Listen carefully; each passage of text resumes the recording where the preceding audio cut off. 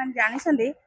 गला 3-4 दिन तले टिटलागढ़ गोटे घटना जोटा कि सारा राज्य को आंदोलित करथिला। जो घटना रे आपण जानिथे वर्तमान एसआईआर चली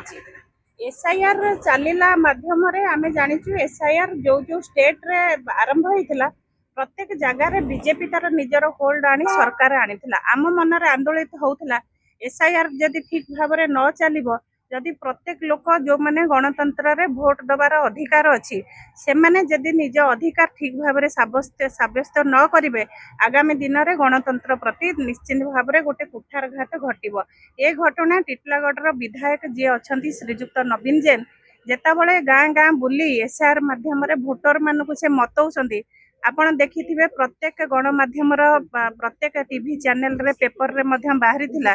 जे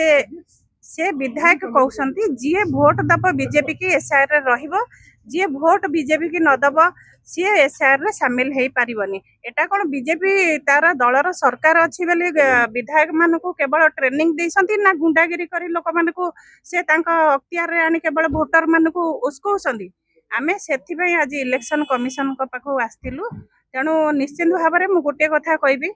सरकार आसे जाए निश्चित भाव में आप जानते पूर्वतन सरकार श्रीजुक्त नवीन पट्टनायक समय रे जो भली भाव में अनुशासन थिला जो भली भाव में डेवलपमेंट थिला आज ये सरकार 2 वर्ष पूर्ति पालन करेंगे ये पूर्ति कौ हिसाब से पालन कर बुढ़ा बापा माँ भत्ता पाऊना जो चाषी मैंने हंतसंत होती जो महिला मैंने आज हाहाकार हो गले पानी मुंदे पाई पारना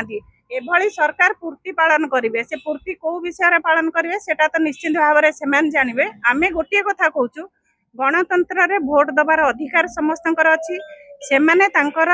उपयुक्त लोक को बाछिबार अधिकार अच्छी तांकर जड़े सरकारी दलर विधायक श्रीजुक्त नवीन जेन जो भली भाव में एभली काम करसंती आमे आज समस्त को उस्कौसंती आपण जानसंती आमे आज बिजु जनता दल तरफ जो फेराद करने को आसलु आशा रखुचु इलेक्शन कमिशन ऊपर निश्चित भाव में गुरुत्वर सह विचार करेंगे। मैम आपण केवल लिखित अभियोग कले ना विजुअल जनता किसी तथ्य भी देले? हाँ आमे विजुअल तथ्य देलु जोटा आपण मानक माध्यम रे आमे पाइचु मु मध्य टिटलागढ़ रे आपण जानिथिबे 2 थर जीतिकिना काम करछि लोक मानक पई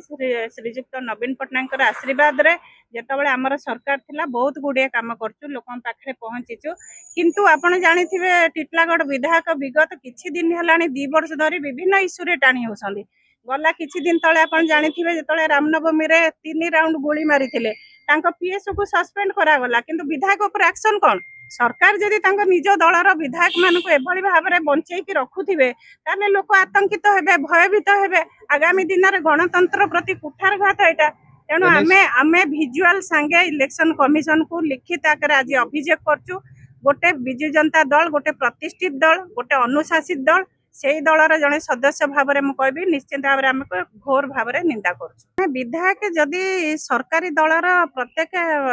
सरकारी ऑफिसर मान प्रेसर करके काम करेंगे निश्चित भाव में लोक भयभीत हे भयभीत से माने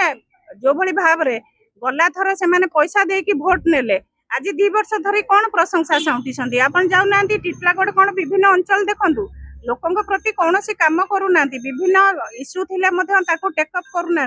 केवल आज गोटे घटना